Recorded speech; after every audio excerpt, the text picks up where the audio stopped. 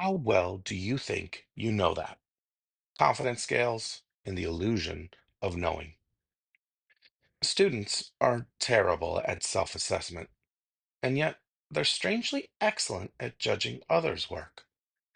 For years, I opened lessons by asking students to rate how well they knew something. Vocabulary word banks, topic lists, even just a big word on the board. I'd say, tell the person next to you how well you think you know this. Then I'd give them options like, never seen it before, seen it, but not sure what it means, know what it means, and I know it and can use it. They'd almost always say they knew the word, but when I followed up, their explanations were vague, surface level, or just plain wrong. It didn't match the confidence they had. After lessons, I'd use the classic fist to five method to check for understanding. A fist meant zero understanding, a five meant full mastery. Threes, fours, and fives flew up, but the quiz scores didn't back that up either. We know from the research that self-assessment is one of the most powerful influences on student achievement, but students aren't very good at it. In fact, most students consistently rate themselves as above average, no matter the measure. The problem? By definition, most members of a group can't be above average. That's not how averages work. Some students underrate themselves, sure, but that's rare. Most students, like most people, think they're doing just fine, maybe even great. And honestly, that confidence can be useful. It's a way to stay afloat in a tough world. But it becomes a problem when we're trying to figure out what students actually know. What's odd is that while students are poor self-assessors, they can be brutally accurate when evaluating others, whether a classmate's writing or a teacher's model. Put an anonymous student essay under the document camera and watch the class go to town. Sharp, unforgiving, insightful. Part of this is just human nature. We're wired to spot the splinters in someone else's eye while ignoring the beam in our own.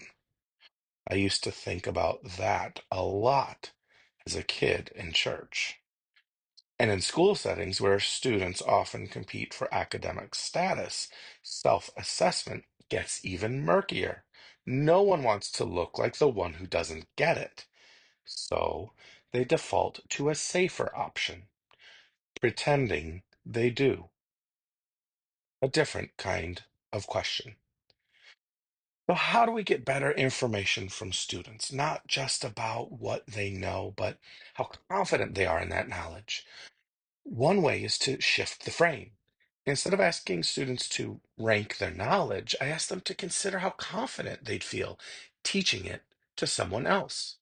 Let's say I'm introducing a bank of vocabulary words to a class. I'll say, if you had to teach one of these words to a student in the grade below, which would you teach first?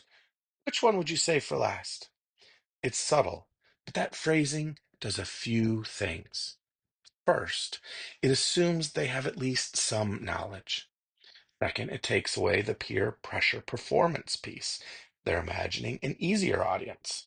And three, it forces them to reflect on depth. Can I explain this clearly? Do I understand it well enough to teach it? Sometimes I swap the audience. If you had to teach this to someone who is absent today, which would you feel most confident teaching? Same idea, same reflection. This works as a pre-assessment, but it's also powerful during and after instruction. Once the vocabulary work is done, I'll ask the same question again. Which word would you teach first? Which last? Why? And here's where I play with the language. I might say, I know you know all of these words. We've gone over them, but which one are you least most confident teaching? That phrase, least most confident, makes them stop and think. It softens the possible embarrassment of not knowing by assuming some knowledge, but asking for a comparison. In my experience, kids are more honest with this approach. They're more willing to say in front of their peers that they're not as sure about one word as another. It's still self-reporting, but sharper. and more grounded. Use it anywhere. This method isn't just for vocabulary. Once students get the hang of comparing their confidence levels across a set of items, the strategy becomes surprisingly flexible. It taps into their intuitive sense of what they know well enough to explain and what they'd hesitate to take on. And it gives us as teachers a clearer picture of where they're standing, even before a formal assessment does. Math. Which of these problems would you feel most confident teaching to a third grader? Science. Which of these concepts would you explain first to someone who's missed today's lesson? Social studies. If you had to give a lesson on these historical figures, which one would you teach first, and which would you skip until the end?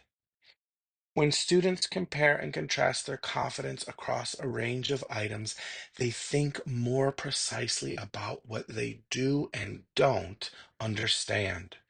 And we get better, faster insight into where to go next. Confidence isn't knowledge, but it's a powerful way to get students to examine what they think they know and to open the door for deeper understanding.